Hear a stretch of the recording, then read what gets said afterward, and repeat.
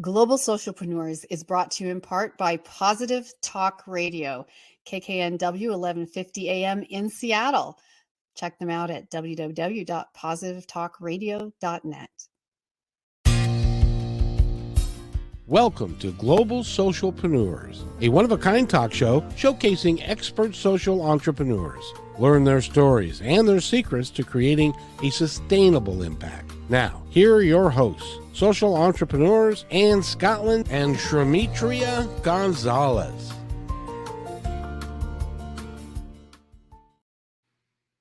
Hi, and welcome back, everybody. So happy to have you here with us today on Global Socialpreneurs. Hi, SHAMETRIA. Hi, Ann. Looking so happy and perky today.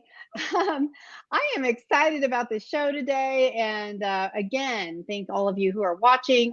We appreciate having you here. Please like, please subscribe. We're streaming live every Wednesday at 12 p.m. Eastern and 9 a.m. Pacific. And this is a conversation about socialpreneurship.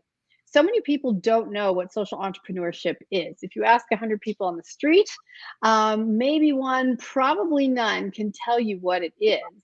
But social entrepreneurship, as I define it, and as SHAMETRIA defines it, is a for-profit business that is built and designed to help solve a social or environmental problem. So it's a for-profit business. This is what's different from a nonprofit business. Whereas nonprofit businesses are primarily dependent on donations and sometimes only on things like government grants, a for-profit social initiative is something that's run like a business, started like a business, it has a business plan, and its intention is to make money to support the cause that that leader is passionate about. So I am a social entrepreneur. SHAMETRIA is a social entrepreneur. As you've learned along the way, she has more than one. And we love interviewing amazing guests here who can share how they got started and how they're making an impact. Yes. So yay. So we'll just get started without further ado. Today, I am going to introduce the formal introduction to our incredible guest, and then I'll let SHAMETRIA introduce her even more. So Ashley LeFavor is a social entrepreneur, and she works to solve challenges faced by homebound patients. I love this. We've never had a guest, a social entrepreneur, that was specifically this topic, challenges faced by homebound patients. She has helped revolutionize care for homebound people in her community through her innovations in non-medical home care. I'm so interested to even hear what that is exactly. Yes. Ashley has been featured in Forbes, Voyage, Creating Change, and She Is magazines. And her home care agency has been awarded Best Home Help Agency within her community. She's also a mother, author, and speaker. Let's welcome Ashley LeFavor. Hi. Hi, Ashley. Hi, Ashley. Hello. Thank you, guys. I'm so excited to be here on the show today. We're thrilled to have you here, Ashley, and I'm so excited about the topic that you have today and the impact you're making. But first, you two know each other, I think. SHAMETRIA? Yes. So Ashley is one of my dear friends. She is a mentee/mentor. We have this beautiful arrangement where we just hold each other accountable. I've known her for a while, and I've come to her in my own times of needs, and she's done the same. And I think that we both are social entrepreneurs, but leaders that never get a break or a day off. And so when we talk, it's like vroom, vroom, vroom, next. And we always start with like one thing and then we end with prayer. So she is my sister from another mother. She's also a woman who's up and coming in this industry. You better watch out because she has revolutionized home health care and helping, like she really cares about what she does. She could probably be a multi-billionaire by now, but she decides to do things the right way and to really take care of her patients and take care of the individuals that do the projects with her in order to be able, like she's not just going to give anybody this information. She has to know their why. And that's what it is with me and what I do with the women that are, when we house them, I need to know why you want to do this. So that's where we connected. And I'm just so grateful to have you on the show. Ashley, welcome, welcome, welcome. Thank you so much. I am so honored to be here. And, as SHAMETRIA said, we hold each other accountable. And, in community, we need that. We all have to have that person that just, holds your hand and just keeps you pushing through. So I'm really excited to be here. That's amazing. So, Ashley, you've been in the medical industry for almost 15 years. So, you know what you're doing, you know how it works. Tell us a little bit about where you discovered this need for something different when it comes to the care that homebound patients can receive. So I used to actually be a caregiver myself. And so I started in home health care field in 2008. And so at that time, I was working for home care agencies. I started off doing the caregiver work. And then I also got a promotion with doing admin work at the time. And I seen the complaints of a lot of the patients, just hearing them just frustrated with, not having that proper, bedside assistant, or not having the right caregiver match make with, their personalities. It was just based off skill sets. And so I heard it so much that I was like, what needs to change about this? And why isn't the agencies doing anything about the situation? And at that time, as I began to transition within the field and just working with different families and hearing the complaints, I decided to transition. At the time, I was working for an organization that built the company, but lacked with caring for the patient. And so I brought the concern to the owner at the time, and it didn't go so good. They didn't want to hear my feedback. And I didn't take that as a bad thing. I took it as a lesson learned at that time. And that was when it came to me that you need to be the change that you want to see in this field in order for these people to be secure at home, for families to know that they have the proper care. And that's how I got started in it. Wow. Oh, and I think you might be muted. I am muted. I love that. I do that. It's like, this is the new genius thing I do. I leave myself on mute.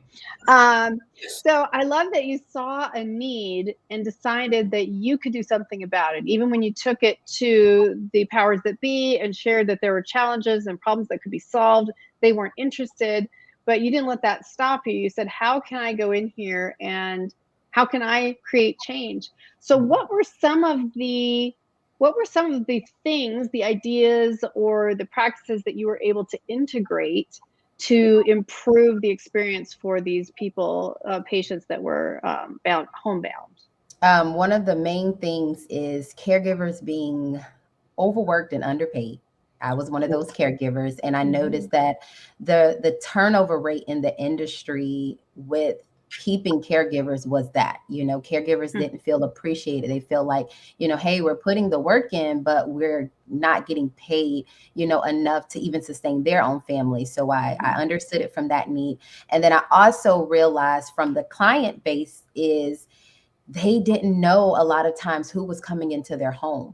And so I created my matchmaking skills, is what I call it, for caregivers, and said, what if we match people based on their personalities? What if the CEOs come from behind the scene and actually go and meet with the families, get to know the family, interact with them when they first meet them, not just take the referral because it's a referral, but say, hey, let me come out and meet you, get to know you, and then also set up another meeting with them to have that one-on-one personal time with that caregiver to see, hey, do we match, with this person to be in our home? And so when I started implementing that, it was a game changer in the industry, because a lot of people were trying to figure out, how are you keeping caregivers, and how is it that these families are just so excited with their caregiver? And that was when I got feedback from my clients, and they were saying, wow, I was so happy to, meet with this caregiver before them starting. They were able to show them around their home. They were able to even have, like, if it was their mother or their father, to interact with that caregiver at that time to just kind of see how their personalities matched. And it also helped the caregivers. The caregivers was like, wow, I actually get to see who I'm going to visit. I know what tasks and duties I'm going to do. So they felt more comfortable with going to work, and the client felt more safe with knowing who was coming in their home, who the person was going to be doing the job. And it just changed everything. So just that interaction. That's incredible. I mean, I wish you were in my city, because I have a family member right now who is in desperate need of this. They've been in skilled nursing facility for a while, and now they're in a home health environment that is temporary. So they're going back home in the next 6 weeks, and their spouse is really concerned about who's going to be coming into the home. And it's not a difficult patient, but a challenging personality. Yeah. Someone who doesn't like people. There you go. Right, there's a good one for you. So how do you, finding a way that, if nothing else, it puts them at ease instead of on guard? Because I know in the home health situation they're in now, when the people are doing their best as the team, but the personalities are a terrible clash. It's this very shy patient, very shy introverted patient with a very loud, bombastic caregiver. Now, there's nothing wrong with having good energy, but for them, it's this huge disconnect, and it stresses the patient out and stresses out the caregiver. So this is incredible what you're telling me. This just makes me so happy. There is such a thing out there. Last little question here, because I just dying to know. So tell me a little bit more about what you mean by, in case for our viewers, non-medical home care. What does that look like, and what is that comprised of? So non-medical is where a nurse is not required. It's no skilled need, meaning there's personal care services, companionship, and homemaker, where not every person needs a nurse. They just need a home health aide or a CNA or a caregiver. You can use any of one of those titles. And what they come in, their job is to come in and help with daily living activities in the home. So I may not need a nurse to give me, meds and things like that. I just need someone to, hey, come in and help me do light housekeeping, or give me a bath, or prepare my meals, or take me out in the community and do things, just having someone else to maybe replace that daughter that's not there at that time, because maybe your daughter's out working. So the caregiver comes to just fill that space and just assist you around the home. And one of my biggest questions is, because when I know, I've dibble-dabbled in real estate, and I've dibble-dabbled in connecting women that have been trafficked to proper resources. A lot of that does get billed through insurance for medical professionals. So my question to you is, how do you, if you're coming in on a personal basis, how do you get that type of income from them? Like, is it through Medicaid, medical, or is it like private funds, like they pay cash? How does that work for you in your business? So it's both. So there's a lot of programs. So I work with primarily a lot of insurance companies. And so they have what's called long-term care programs for companies like us, the non-medical. Skilled can use it as well, but the difference is, of course, the care need will change when it comes to the credentialing part. So you get credentialed with the insurance company to offer long-term care services to that patient. And then that's when you also become now a partner and help to doctors or rehab facilities or assisted living facilities. So now you're not only just helping people that, like you say, can't afford private pay, but hey, I can also meet your need, and it could be covered under insurance. And so how it works with insurance, a lot of times people don't know that that non-medical service is offered to them to just get, a companion sitter. What qualifies you to get reimbursed for it is it just has to be a medical need for that person, So it could be a dementia patient. It could be someone that's, had a stroke. It doesn't even have to be a senior. It can be someone like me and you that have gotten in a car accident, and now you can no longer do the normal everyday living things that you need. And guess what? You can qualify for, to have an aide to help you and to get the services in the home. So there are Medicaid. I don't do Medicare, but there are Medicare plans that cover. But primarily we do full-time Medicaid. We do state Medicaid. They have Medicaid waiver program, which are more government funded. So you partner with the government and kind of apply for those waiver programs.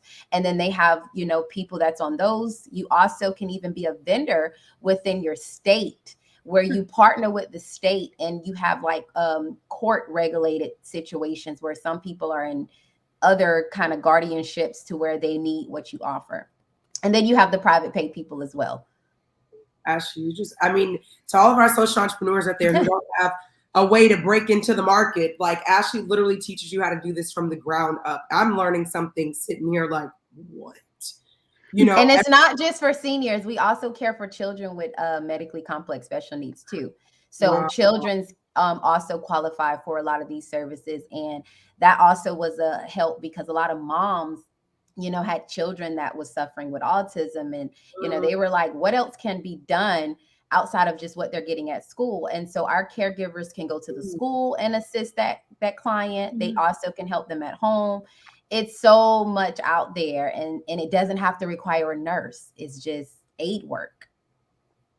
Wow. That's beautiful, Ashley. And I think that the business part, we normally like talk a little bit about the business and go straight into like the social initiative. But I mean, this was just so informative, and your cause, like, I don't think you really understand. I was a foster child with dyslexia, crack. I was born with crack on my side, all these complications, ADHD, and their remedy was like pills and medicine. And it wasn't have somebody come in that matches my personality type that can maybe just sit there with me and help me read my sentences because they can say them for me. Because I get so frustrated trying to read a book and I don't see it the way that it should be seen. So it's these little things that I think about, that if we had your services, or if people knew about what it was that you could offer, a aid, a help, mate. Even when you think about elderly, when we have parents getting older, just having somebody there with them because their daughter's gone, but they had a stroke, they can't move their arm. They don't need medical, so that part is just amazing to me. But there's even more that you do. So you started this group for women, and I know there's two phases to it, because I'm actually going to join your prayer group one day and just do that. We do that on our own individually, but the group for women that started off with teaching them, and then it went into coaching, and then it went into like mentorship. Like, how did that transition of like, okay, I'm doing this, but I want other people to eat too. I want other people to do this because I can't do this by myself. I want to pay it forward. How did that transition look for you? The transition for me with wanting to mentor people in this field was, if God gave it to me, they can too. That was my mindset with it. And I realized that a lot of women had this, and men too, because there's some male caregivers out there too, that they really truly wanted something more. They wanted to expand in different areas. Some people had desires to go to school for nursing and things like that. And I'm like, what if they just know that, hey, you don't have to just be the person at the bedside. You can also own an organization, and you can even push your mission more to help, because we all carry something different. So every caregiver I've encountered, they've all had some type of experience, whether it's personal in their life or on jobs, that they're like, I want to see changes in this area. And I was like, if I can just show them how to unlock what they already carry within their skill sets, whether it's caregiving or a nurse, hey, you can build this business, and you can also bring other leaders behind you, because we're all leaders. I think sometimes we lack telling people that, hey, you're a leader too. You may be an employee, but you also can be an employer, and you're a leader as well. And you can carry both. And so when I started pouring that into people, I started to see it unlock this part of them that they're like, oh my God, I need this. And it really was able to help other families, because I realized, Ashley, it's a lot of families that need help. Well, one agency can't service everybody. So once I started realizing that was my why for saying, no, let me help bring other leaders up. They can build a company. They can build great revenue for their generation, their field of whatever they want to do. And they can also bring other leaders within them. And then a lot of them have, more experience or more skill sets. And I show them how to even take that, like my nurses or people that's in the nursing field. I always push them and say, you have so much advantage, and you don't even realize how you can help on a whole wide range of service. And so they don't know it. And once they realize it, they're like, wow, so I can work at the hospital during the night, but I can also build this business and pay it forward in my community as well, outside of just working at the hospital. Yes. Oh man, that's good. I'm just that my mind is like over here ticking in. I'm just like, I can't. There's just so much. I mean, it's so beautiful. So let's see, how did you when did you decide that you could use the business you're already using to help fund the social initiatives that you're doing? Which came first? Because this is how we talk about as social entrepreneurs. I'll rephrase that. So, and one of our guests recently said this, and I loved it. They said it doesn't have to come in a certain order for social entrepreneurs. It's kind of like the chicken and the egg, right? It's like, okay, you can have a business and then decide to use a certain percent of your profits to fund the social initiative that you choose, or you can decide, as our guest last week, he found a social initiative and then he figured out a way by reverse engineering to create a business with money. He actually invented a product in order to fund his social entrepreneurship. So tell us a little bit of just like, how did that evolve for you? For me, how it evolved. Wow. I can hit on a few things. That's fine. I will say it evolved first. I guess I didn't look at the revenue part of it, to be honest. I just looked at, I seen this vision of a pack of people and change. Like that's it. And it reaped me the rewards behind it. I didn't look at it, and I know everyone has their view of things when they get into things, but I never got into it to think about the revenue, how much money I was going to make or whatever. I just seen the change. And I just said to myself, and I always use the term is, I served my way to the top. A lot of people say I hustled and I worked hard, and I'm like, no, I served my way to the top. Even when we expanded the company, I started with 1 location and expanded to 3 locations. I did that by serving. I didn't have to do a lot of marketing, because I was the market. I was the person that was doing the administrative duties. I was caring for the patients. A lot of times people thought I was a housekeeper. Like they will come into some homes and they're like, oh, she's just a housekeeper, whatever. But I always still dressed professionally. I showed up as if that caregiver and that boss at the same time. So I knew when to be the servant and then when to be the leader. And so my family spoke for me. I didn't really have to speak for myself. They spoke, and same thing. I poured that same thing into the caregivers. And then the caregivers became the magnet as well, because I couldn't have done it without them, from the way they would show up with their uniforms on, to they would take their clients out in the community. A lot of our referrals would come from them saying, hey, I seen this caregiver out with, their client, and, I'm looking for this service for my mom or dad. And that was a referral. So it just flowed naturally, to be honest. That's amazing. No, but I mean, and your attention to detail, your attention to the quality of care, so that your clients are getting the highest version of professional services.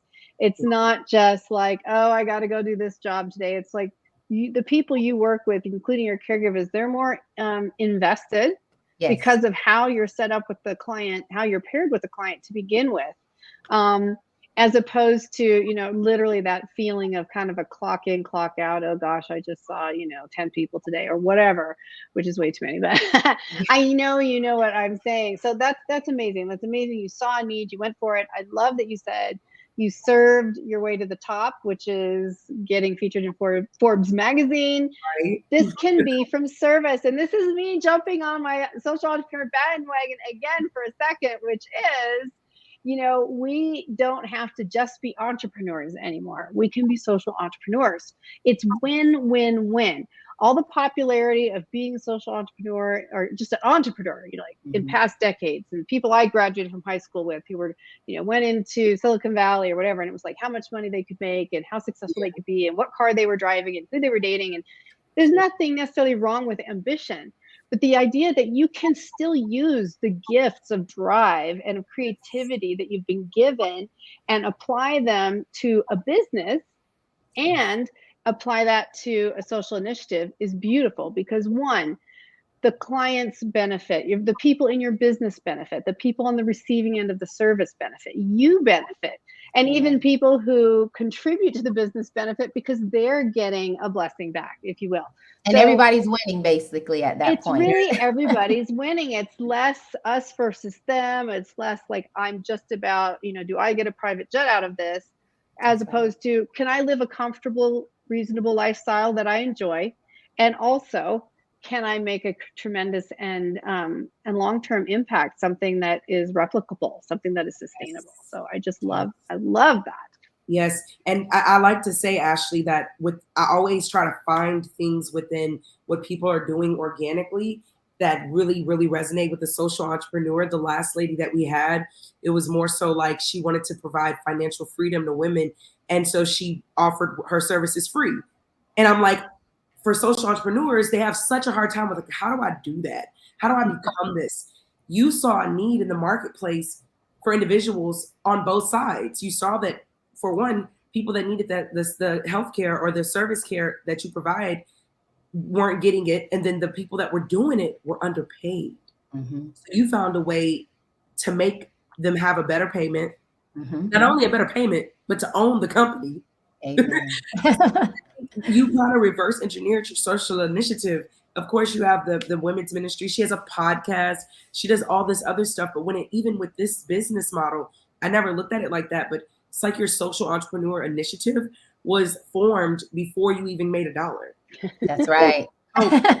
People with these two things, and because you're able to help them, now they're thriving and they're doing all this amazing work, and you've solved two problems at once, and then gave them tangible resources and a whole game plan on how to do it. I mean, right. I admire that. And that is so true, because it helps. I think when people realize, you got to look at, even the doctors say it, they're like, I always tell people, even when they try to market, I'm like, you don't have to sell anything to people. You come in, it's a relationship. How can I help you? How can you help me? And so even when I would tell them, when they're going to organizations to share what they offer, don't just go to a doctor and say, hey, I want to, pitch my agency to you. Learn what did that doctor do? What insurance do they take? Do you take the same insurance that they take? And then once you realize that and say, hey, I'm in network with what you take, you're in network with what I take.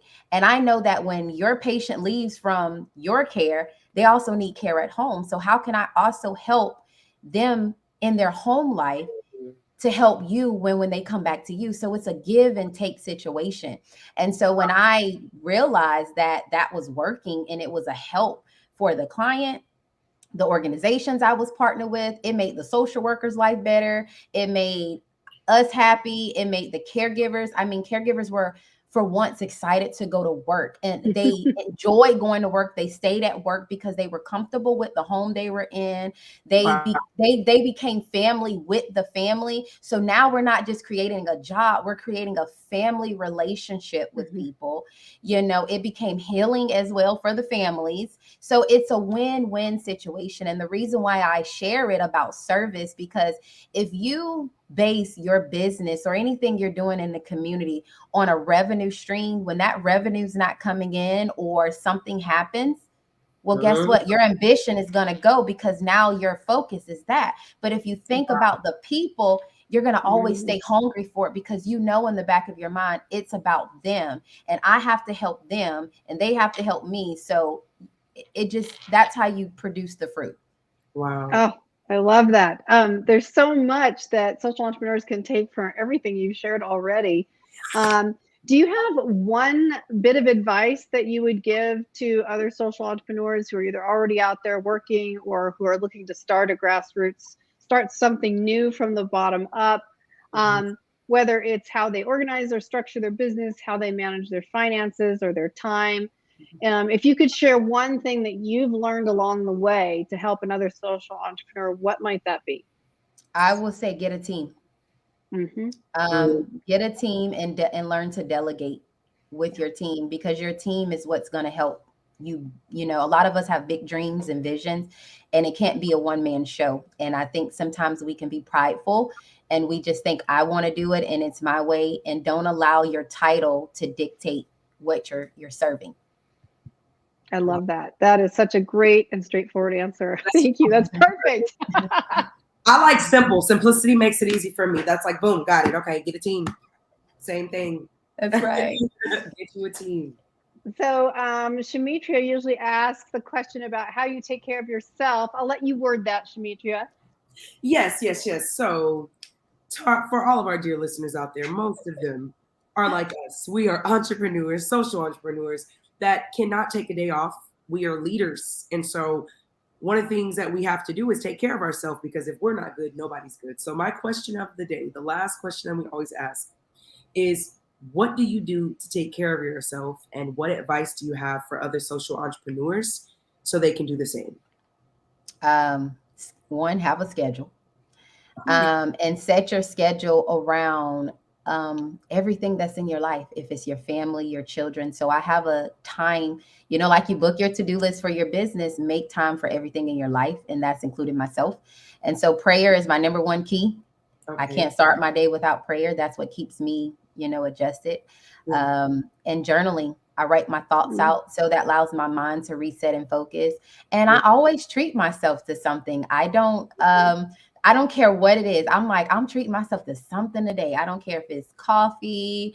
I don't care what it is. So I always try to be intentional, but just setting a schedule will help you balance yourself and knowing you deserve it. Like, you don't always have to be on autopilot in work mode. It's okay to say, hey, my schedule is cut off at this time and that is it, and put it down, because guess what? It's not going to change from today to the next day. So, right. And so I just make that time for myself and even my children. You know, I have a 13-year-old and an 8-year-old son.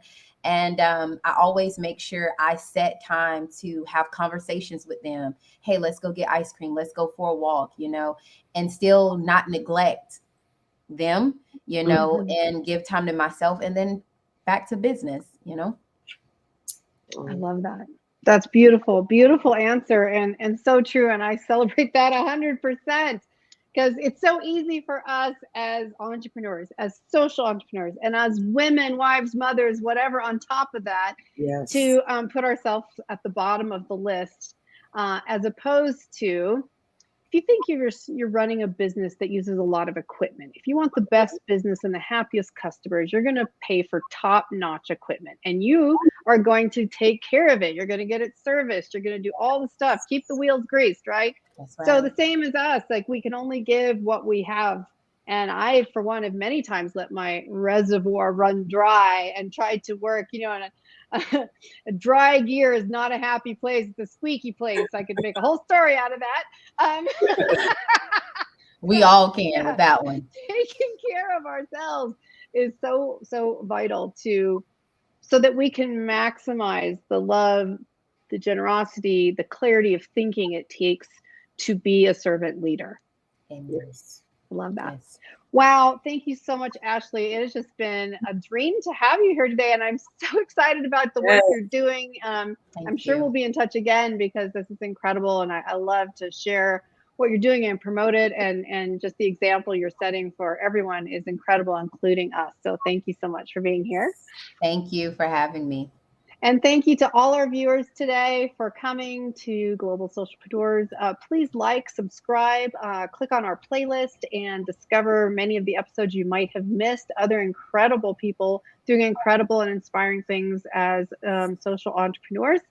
And we are always streaming on Wednesdays at 12 p.m. Eastern. That's 9 a.m. Pacific. So please like and subscribe. Come back. We'll see you again next week. Be kind to yourself and to others. Bye-bye.